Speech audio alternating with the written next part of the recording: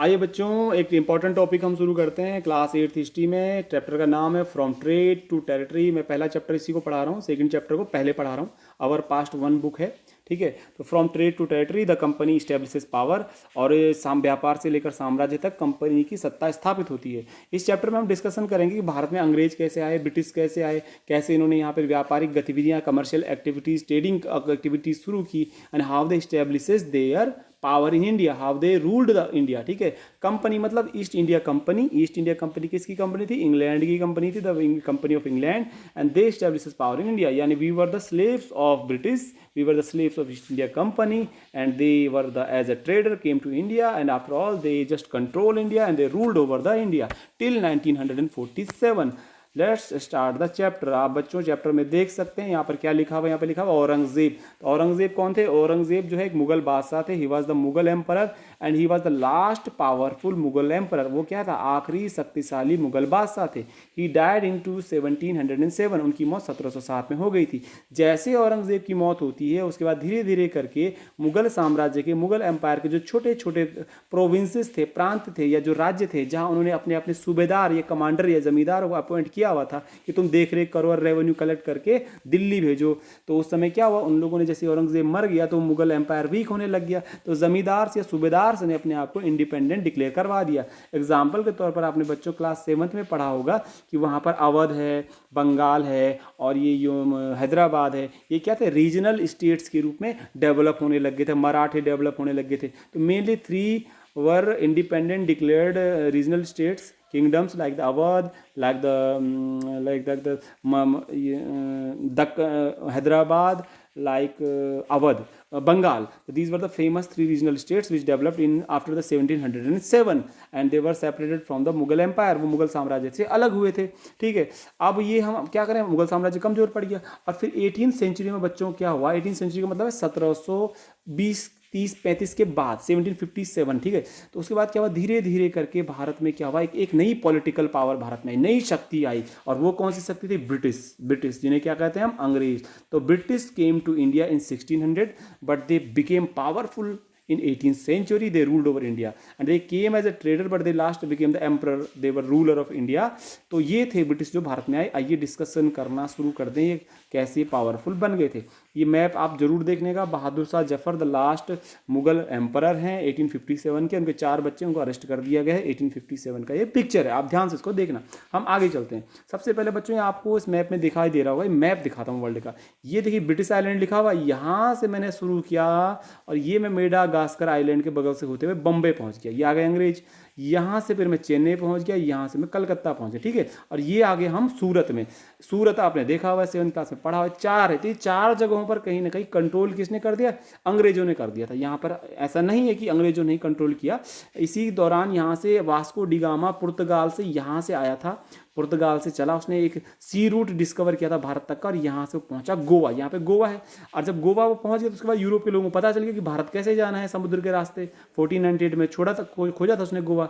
इस तरह सी रूट ढूंढ दिया। तो ये ईस्ट इंडिया कंपनी के जो अंग्रेज थे, पुर्तगाली थे, फ्रेंच थे, जितने भी लोग थे, ऐसे सी रूट के थ्रू भारत में आए थे, ठीक है बच्चों। ये पूरा मैप आप गौर से देखना। तो ऐसे अंग्रेज, इतने लंबे रूट से अंग्रेज भारत आए थे। उससे पहले जमीन से ही आना पड़ता था, क्योंकि यूरोप के लोगों को पता ही नहीं था 1498 तक कि भारत कैसे जाएं समुद्र से। उनको सिर्फ जमीन से ही आना पड़ता था, ऐसे ऐसे करके बहुत टाइम लगता था।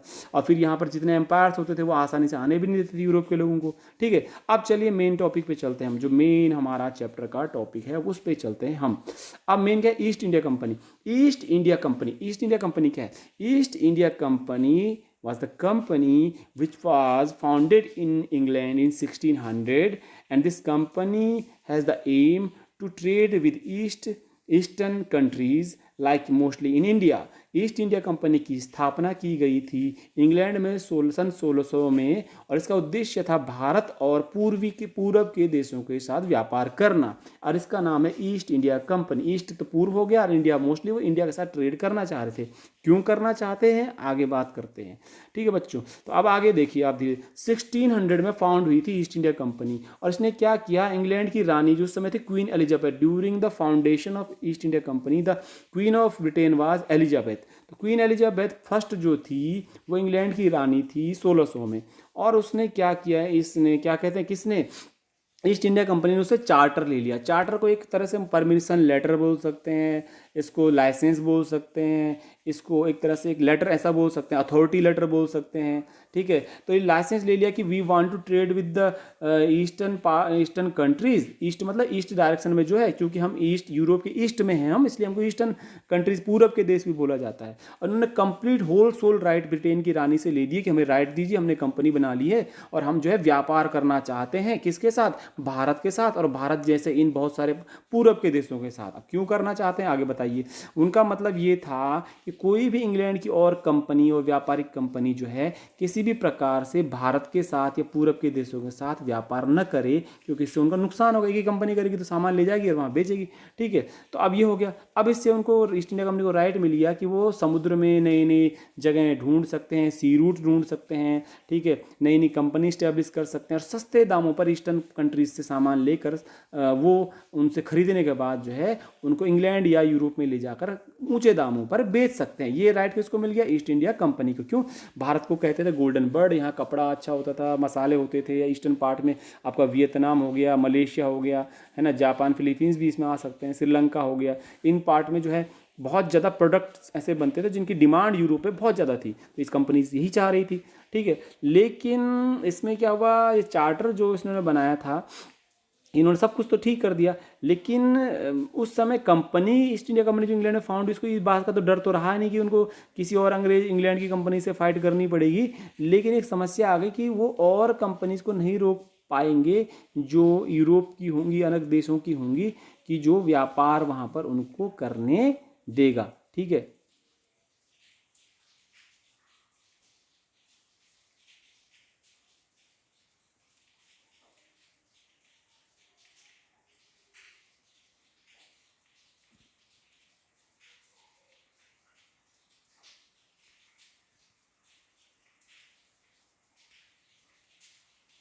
तो बच्चों आप क्या करना है, आपको मर्केंटाइल की जो डेफिनेशन है आप खुद ढूंढेंगे। Trading companies in those days made profit primarily bye excluding competition.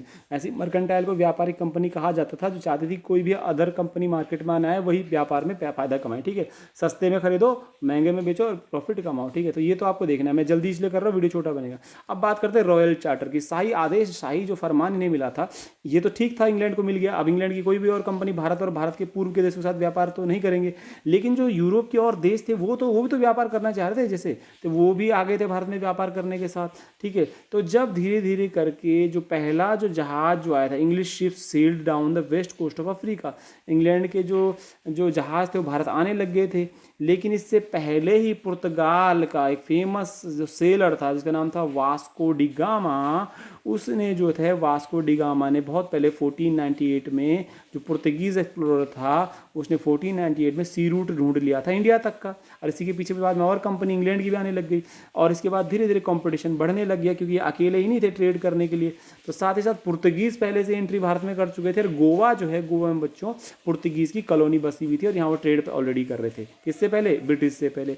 उसके बाद यहाँ डच यानी हॉलैंड, हॉलैंड के लोग कहते हैं डच, डच भी कम आ गए थे भारत में, वो भी आ गए थे भारत में ट्रेड करने के लिए इंडियन ओशन में। फ्रेंच आ गए थे, फ्रेंच ट्रेडर्स भी कम आ गए भारत में आ गए थे, और उन्हें भी यहाँ ट्रेड की एक्टिविटीज़ देखनी थी। तो देखिए कंपटीशन बढ़ गया। तो problem was that all the companies were interested in buying the all the same things.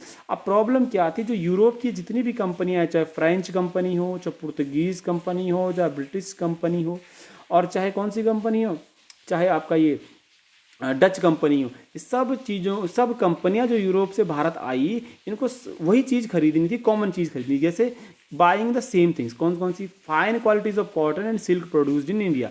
Fine qualities of cotton मतलब जो रेशम होता है, एक कपड़ा होता है, कपड़ा कपास से बनता है, रॉ कॉटन से बनता है, कपास से बनता है, वो कपड़ा बहुत फेमस था इंडिया का। ठीक है, cotton was very famous, textile was very famous in world wide, है ना। दूसरा हमारा क्या था, रेशम, सिल्क, सिल्क बहुत, सिल्क मतलब रेशम बोलते हैं उसको, वो बहुत फेमस था वर्ल्ड वाइड हमारा, इसकी बहुत डिमांड थी यूरोपियन मार्केट्स में। ठीक है, पेपर, काली मिर्च बहुत फेमस थी भारत की। आपकी आज भी केरल को मसालों का बगीचा था, स्पाइसेस गार्डन केरल को कहा जाता है। क्लोव्स हो गए, लौंग हो गई, कैरेंडम हो गई, तो कैरेंडम को बोलते दालचीनी, सिनेमोन हो गया, इलायची हो गई। तो दे इतनी चीज़ें मतलब बहुत फेमस थी, यूरोपियन की बहुत ज़्यादा डिमांड थी। तो सारी यूरोप की कंपनियां भारत के कपड़े खरीदना चाह रही थी, भारत का रेशम खरीदना चाहती, भारत के मसाला खरीदना चाहती थी। उसमें भी काली मिर्च और लौंग बहुत फेमस है भारत की।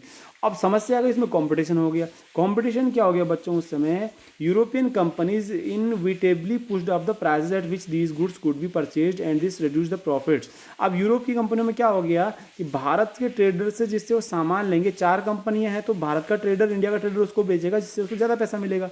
इस तरह से हर कंपनी सामान तो खरीदती थी लेकिन उनको थोड़ा सा पैसा ज़्यादा पे करना पड़ता था, और इंग्लैंड में जाने के बाद उनको प्रॉफिट भी कम मिलता था। तो इस तरह के कारण अपने मार्केट को सिक्योर करने के लिए इन यूरोप की कंपनीज को आपस में फाइट करनी पड़ी, इन्होंने बैटल्स लड़ी, और इन ट्रेडिंग कंपनीज ने युद्ध भी लड़े, वॉर्स लड़े इन्होंने। और ये क्या करते थे, रेगुलरली सैंक ईच अदर्स शिप्स, यानी इन्होंने रेगुलरली समुद्र में एक दूसरे का जहाज डुबा देते थे। जहाज डुबाने का मतलब है, जो आपने अरेबियन ओशन देखा होगा बच्चों, तो वहाँ मान लीजिए ये जहाज आ गया, किसका, ये पुर्तगाल का जहाज आ गया, और ये आ गया जी इंग्लैंड का जहाज।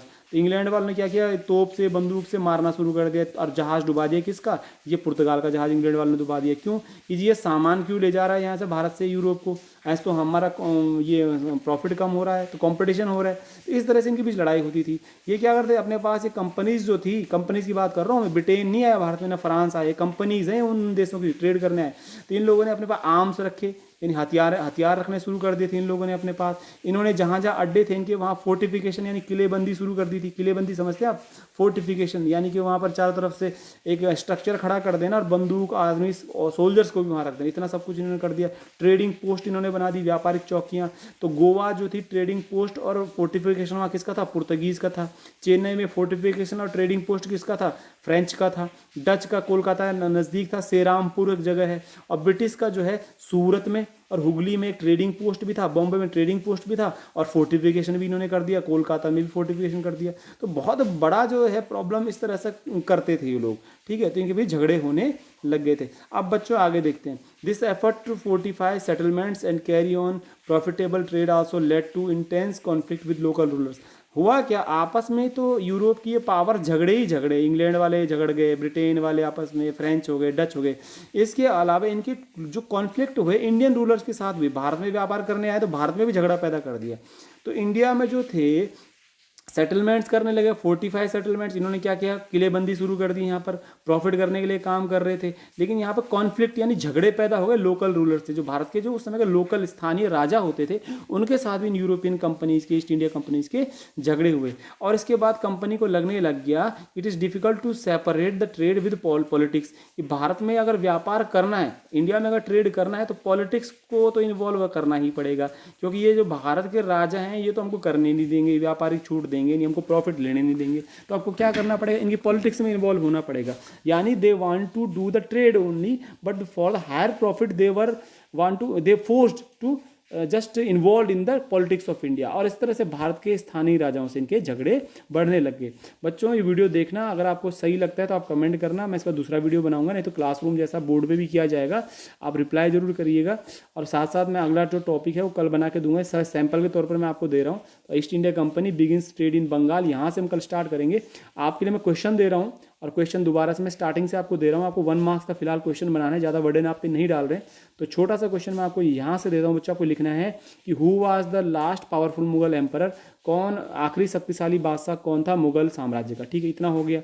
अब दूसरा क्वेश्चन बच्चों यहाँ से करते हैं, which power came to existence in 18th century in India, Bharat में 18वीं सदी में कौन सी शक्तिशाली कौन सी पावर सत्ता में आई, मतलब उभर कर सामने आई कौन सी शक्ति। अगला क्वेश्चन बनता है what is east India company, East India company क्या है। अगला क्वेश्चन बच्चों आपके लिए आता है कि who was the queen of Britain in 18th century, कौन इंग्लैंड की रानी थी 18th सेंचुरी में। अगला क्वेश्चन मैं आपके लिए बता दूं, what was the aim to found the East India company, East India Company की स्थापना के पीछे क्या एक कारण क्या था। अगला बताओ who discovered the sea route to India, किसने भारत तक समुद्री मार्ग की खोज की थी। ये आपका छोटा सा क्वेश्चन में दे रहा हूँ। और अगला क्वेश्चन में आता हूँ, which were the main competitors of trade with eastern countries, कौन कौन से देश थे जो पूर्वी देशों के साथ व्यापार में प्रतियोगिता में थे, ठीक है, उनके नाम लिखने हैं। एंड और बात करें, which goods were in very higher demand in European countries which they brought from India and they sell in Europe. Bharat में ऐसे कौन कौन से उत्पाद थे जिनको खरीदते थे यूरोप के देश और फिर उनको इंग्लैंड में बेचते थे, उनका नाम आपने लिखना है। इतना ही आपको करना है और देखिएगा, इसके बाद मैं अगले वीडियो में आपके लिए बनाऊंगा दूसरा, तो इसको आप देखिएगा कैसा ये वीडियो बना।